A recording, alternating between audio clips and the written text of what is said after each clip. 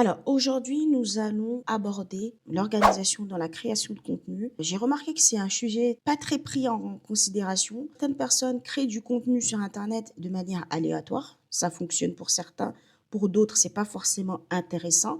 Et j'ai pu voir aussi lors de mes calls, ce qui pose problème souvent, c'est l'organisation.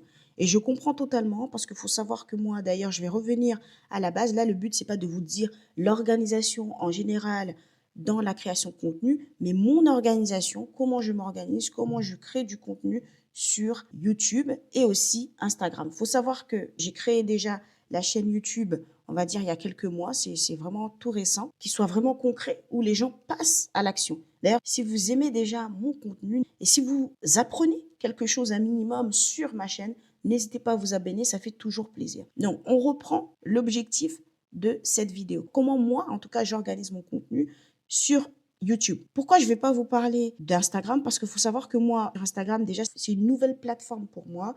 Je me suis fraîchement lancée sur Instagram, mais tout ce que j'ai pu créer sur Internet, ça a toujours été soit à travers des sites Internet ou sinon YouTube. Donc, ma plateforme préférée, on va dire, ça a toujours été YouTube. Et pourtant, c'est une plateforme que beaucoup redoutent. Les personnes se disent, en fait, c'est compliqué de créer du contenu sur YouTube. Et alors que c'est pas forcément. Je vais pas vous mentir que pour moi, comme par exemple, c'est beaucoup plus simple de créer des vidéos longues que des vidéos courtes. Les gens ne se lancent pas sur YouTube parce qu'ils ont l'impression que c'est compliqué, alors que je trouve que plus on a des choses à dire, plus notre contenu nous passionne, plus on en a à dire. Donc pour moi, YouTube est la meilleure plateforme pour se lancer sur les réseaux sociaux. Là, comme vous pouvez voir, j'utilise une application qui s'appelle Xmind.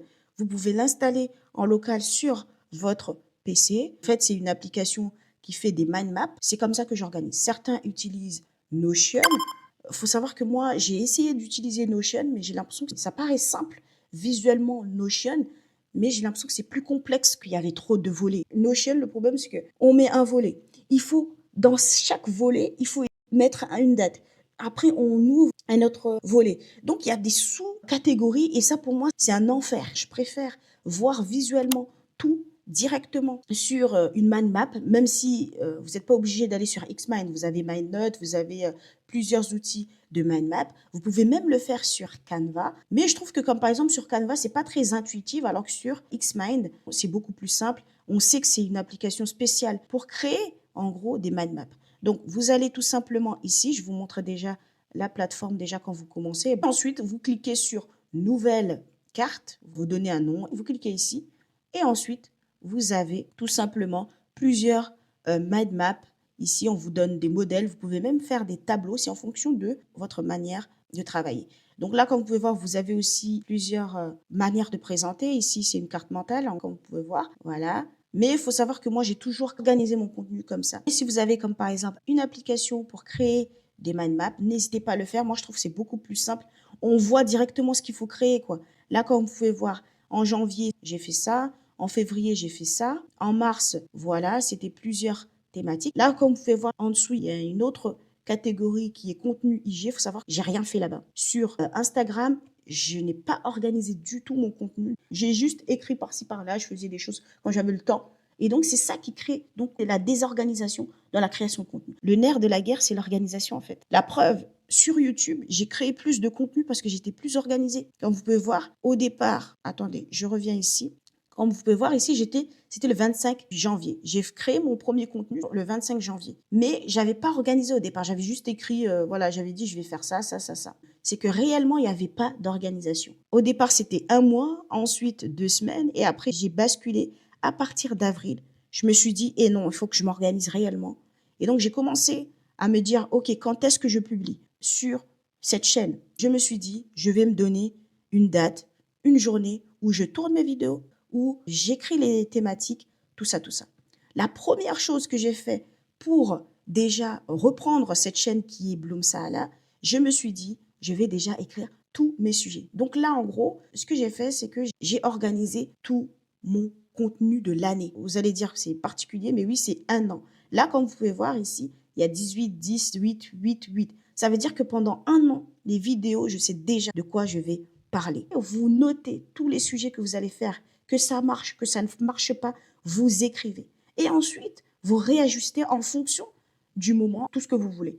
Donc, l'idéal, c'est toujours de faire comme ça, organiser. Mais parfois, je peux le faire pendant 3 mois, tout ce que je vais publier, et ensuite, je m'organise comme ça. Ça peut arriver que je ne respecte pas le calendrier, mais en général, quand j'organise, je ne peux que suivre le calendrier éditorial. Donc, si vous avez du mal à créer du contenu, vous faites un peu à la va-vite, vous avez du mal à être organisé, n'hésitez pas à prendre des mind maps, des outils comme Notion qui est trop complexe. Moi, je trouve que c'est trop complexe, trop compliqué, alors qu'on a l'impression que c'est simple. Alors que plus vous avez la vue sur tout, plus vous allez à l'essentiel. Faites le contenu programmé pour un mois. Il faut savoir que parfois, ça peut m'arriver, comme par exemple sur certaines chaînes où je fais 4 vidéos d'affilée. En gros, je les tourne pendant toute la matinée, toute la journée, comme par exemple, je fais la voix off, crée la vidéo et ensuite je monte plus tard. Ça peut m'arriver. Mais comme je vous ai dit, il faut se donner un jour de tournage, un jour de montage et un jour de publication. Donc, n'hésitez pas à vous organiser comme ça. Si, comme par exemple, vous voulez vraiment gagner du temps, vous pouvez faire une semaine où vous faites que des tournages, comme par exemple si vous faites beaucoup de vidéos, et ensuite vous faites que le montage. Surtout si vous êtes seul, vous n'avez pas de monteur. Donc, ensuite, vous aurez juste à programmer pour un mois. Donc, on gagne du temps comme ça, toujours de l'avance. En général, je le fais tous les 3 mois sur d'autres chaînes. Mais sur celle-ci, je me suis dit, j'aurais pas le temps. Donc, sur 3 mois, je me suis rendu compte que c'est très bien. Mais sur un an, c'est encore mieux. Parce qu'en fait, ça nous permet de voir, surtout si c'est une nouvelle chaîne comme la mienne, comme par exemple, ça nous permet de voir déjà au bout de 6 mois qu'est-ce qui fonctionne moins, qu'est-ce qui attire l'audience. Donc là, comme vous pouvez voir, j'ai organisé pendant un an le contenu. Je vais publier une fois par semaine. Oui, j'ai respecté ce délai tout le mois d'avril. Parce que je me suis dit, c'est tel jour. Donc, c'est important de se dire, surtout si vous avez une thématique claire, c'est beaucoup plus simple de créer du contenu sur YouTube en tout cas, je trouve. Parce que vous savez déjà que vous avez une vidéo à faire par semaine. Donc, on va s'organiser, on va se dire quel jour je vais tourner, quel jour je vais monter, quel jour je vais publier. Ces 3 questions-là sont extrêmement importantes. Donc, au départ, je me suis dit samedi, j'ai vu ce que ça donnait. Je me suis dit, OK, je teste une autre date. Là, comme vous pouvez voir, pourquoi il y a eu le 5? Là, c'était une vidéo très longue. Donc, je me suis dit, les gens ne sont pas prêts à regarder 30 minutes de vidéo. Oui, je le sais. Donc, je me suis dit, je vais diviser la vidéo et je vais la republier quelques jours après. Donc là, c'était une vidéo le 28 et ensuite, je l'ai publiée la semaine d'après. Donc, c'est comme ça que je fais aussi. Si la vidéo, elle est trop longue, je divise en deux. En général, c'est une vidéo qui est montée en même temps et ensuite, l'autre est publiée en premier et la deuxième, elle est publiée quelques jours après. Donc, c'est comme ça que je fonctionne. Et donc, à la fin de chaque vidéo, je mets on se retrouve dans la prochaine partie. Donc, ça permet en fait de savoir qu'il y a une continuité aussi dans la vidéo.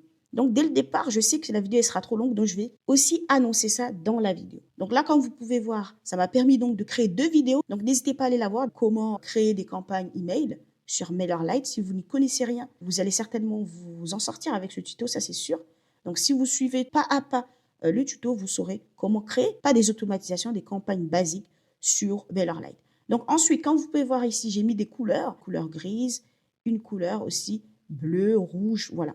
Donc les codes couleurs, ça correspond à quoi? La grise, c'est la vidéo a été publiée. Et bleu, c'est tout simplement pour expliquer que c'était une vidéo qui n'était pas prévue. La vidéo, comme vous pouvez voir ici, que j'ai mise en bleu, comment partager son contenu sur les réseaux sociaux rapidement, tuto buffer. D'ailleurs, c'est une vidéo qui a très bien marché ici. En tout cas, sur ma chaîne. Certaines personnes diront que c'est pas beaucoup. Mais sur une chaîne qui vient tout juste de commencer, on peut voir qu'en fait, c'est une vidéo qui a très bien marché. On peut se poser la question, est-ce que c'est la miniature? On ne peut pas savoir.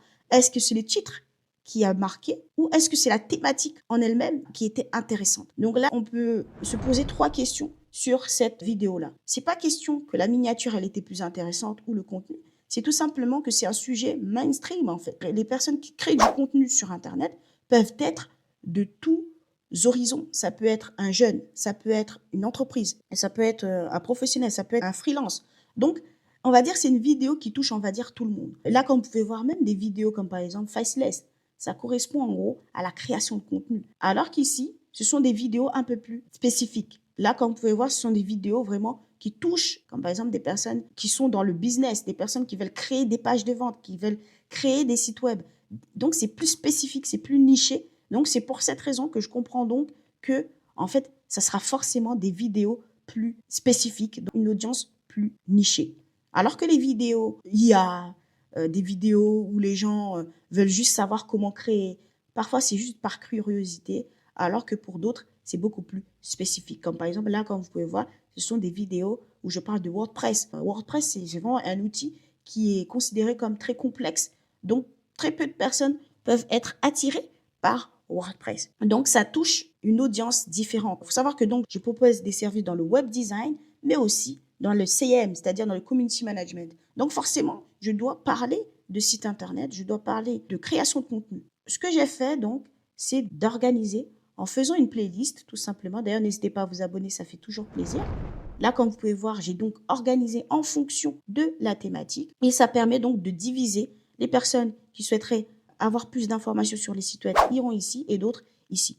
Donc là, comme vous pouvez voir, c'est en fonction vraiment de l'audience. Donc même si c'est une vidéo qui n'a pas été programmée, c'était réellement pas une vidéo que j'avais prévu de faire, c'est une vidéo qui a quand même assez fonctionné. Comme je vous dis que sur Internet, c'est jamais vraiment ce qu'on prévoit qui fonctionne réellement. C'est vraiment, parfois ce sont des vidéos que tu penses qui pourraient aider, qui fonctionnent. Là, comme vous pouvez voir, c'est en fonction aussi de la thématique, c'est en fonction aussi du public. En bleu, comme je vous ai précisé plus tôt, c'est tout simplement les vidéos que je n'avais pas prévu en fait de faire. Donc j'ai mis en bleu. En fait, il faut savoir que c'est une vidéo que j'ai tournée le jour même, j'ai monté le jour même et j'ai publié le jour même. Ça m'a pas vraiment pris beaucoup de temps à la faire, alors que certaines vidéos comme un peu plus techniques, comme Payhip, comme Campagne, ça demande plus de logique dans la préparation. Ici, comme vous pouvez voir, j'ai mis créer des vidéos IA rapidement avec CapCut. Il faut savoir que cette vidéo-là, elle était rattachée avec la précédente. C'était une vidéo que j'avais faite entièrement et qu'à la fin, j'avais dit comment créer une vidéo IA au lieu d'aller prendre en gros des banques d'images. En fait, c'était rattaché.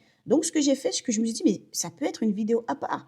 Donc, j'ai juste divisé encore une vidéo pour faire 2 vidéos. Donc, parfois, vous gagnez du temps en créant aussi des vidéos complémentaires. Une seule vidéo, vous pouvez la diviser. Ça vous permet en fait d'avoir plus de contenu et donc d'enrichir votre chaîne. En tout cas, c'est ce que je constate en tout cas. C'est ce qui me permet aussi de créer du contenu plus facilement. Et là, comme vous pouvez voir, j'ai mis en rouge, c'est tout simplement que c'était une vidéo que je n'ai finalement pas publiée parce que je trouvais que c'était pas un sujet qui va intéresser. Là, comme vous pouvez voir, où j'allais expliquer comment créer une palette de couleurs pro pour son site. Je pense pas que les gens sont intéressés par ça. Je ne pense pas. Donc, j'ai fini par abandonner cette thématique, mais j'ai toujours respecté le fait de publier une fois par semaine. Là, comme vous pouvez voir, Pop-up s'est organisé, tout ça, tout ça. Donc, n'hésitez pas d'ailleurs à aller voir ces vidéos, d'autres vidéos qui sont beaucoup plus spécifiques, qui vont vous aider. C'est sûr que ce sont des vidéos qui vont vous aider à vous lancer en ligne avec très peu de revenus. Parce que oui, on nous dit toujours d'aller sur Shopify, comme par exemple. Beaucoup de personnes nous disent, oui, va sur Shopify, va sur Podia. Il y a plein d'outils vraiment qui sont gratuits, qui vous permettent de vous lancer en fait sur Internet sans dépenser un centime. Donc n'hésitez pas à aller voir les différents outils dont je vous parle sur cette chaîne, ça va certainement vous aider. Alors ici, comme vous pouvez voir, c'est une vidéo que j'avais prévu de créer la même vidéo CapCut, Canva, Filmora. Je me suis dit, est-ce que c'est utile? Je pense pas. Donc j'ai fini par créer une vidéo qui est en lien plus ou moins avec, où je dis comment créer juste une vidéo faceless. Donc ça rejoint en fait tout le monde finalement. Parce que certaines personnes ne veulent pas montrer leur visage. Donc là, comme vous pouvez voir aussi, j'allais créer cette vidéo-là, comment créer une formation en ligne avec Canva. J'allais faire toute une formation. Là, c'était vraiment prévu. J'allais me donner facile 3 heures. J'allais vous créer une formation complète avec juste Canva. Mais je me suis dit, est-ce que ça vaut le coup? Est-ce que les gens seraient intéressés? Donc, j'ai fini par tout simplement créer une vidéo rattachée qui est celle-ci. D'ailleurs, n'hésitez pas à aller la voir, où je vous explique comment tout simplement héberger vos vidéos sur Canva. Moi, ce que je voulais faire, c'est créer toute une formation en fait. Créer le site web, hébergement vidéo, faire les diapos, créer votre e-book, faire des quiz, faire vos fiches produits, faire vos formations pour éviter que les gens aient des excuses en fait. Parce que beaucoup de personnes ont des excuses par rapport à la création de formations, à créer leurs produits digitaux en ligne. Alors que c'est tellement simple, juste avec Canva, vous pouvez faire énormément de choses. Donc si vous savez maîtriser déjà Canva, vous savez tout faire. En tout cas, c'est de mon point de vue. Surtout si vous avez Canva Pro, vous pouvez faire énormément de choses juste avec Canva et vendre vos produits digitaux. Si vous voulez lancer votre formation concrètement, comment créer rapidement, je vous ai créé un guide où je vous donne les meilleurs outils pour lancer votre formation en ligne, mais aussi pour que vous compreniez comment créer une interface de formation rapidement. Donc, je vous laisse checker tout ça en description et on se retrouve de l'autre côté pour celles qui seraient donc intéressés. Là, comme vous pouvez voir, c'est une vidéo que je vais programmer pour le 14 ou le 15, mais étant donné que le 14, c'est un jour férié, donc pourquoi ne pas le publier le 14? Donc là, comme vous pouvez voir, organiser son contenu pendant 6 mois, pendant 1 an, là, comme vous pouvez voir, moi, j'ai fait pendant 1 an. Donc là, j'ai plus à réfléchir, en fait. Et souvent, c'est ce qui pose problème, c'est que les gens ne s'organisent pas. La preuve, je vous montre déjà l'exemple avec Instagram, le fait de ne pas avoir organisé. Vous voyez, je n'ai pas pu créer du contenu sur Instagram. Donc, c'est important d'organiser. Et si vous avez aimé cette vidéo, n'hésitez pas à vous abonner. Ça vous a aidé à voir plus clair, à voir différemment la création de contenu, surtout sur YouTube. N'hésitez pas à vous lancer. D'ailleurs, si vous voulez que je vous accompagne sur la création de contenu, n'hésitez pas à me contacter. Je vous laisse tous les liens en dessous de cette vidéo. Merci d'avoir regardé cette vidéo jusqu'au bout. Assalamu alaikum wa rahmatullahi ta'ala wa barakatuh.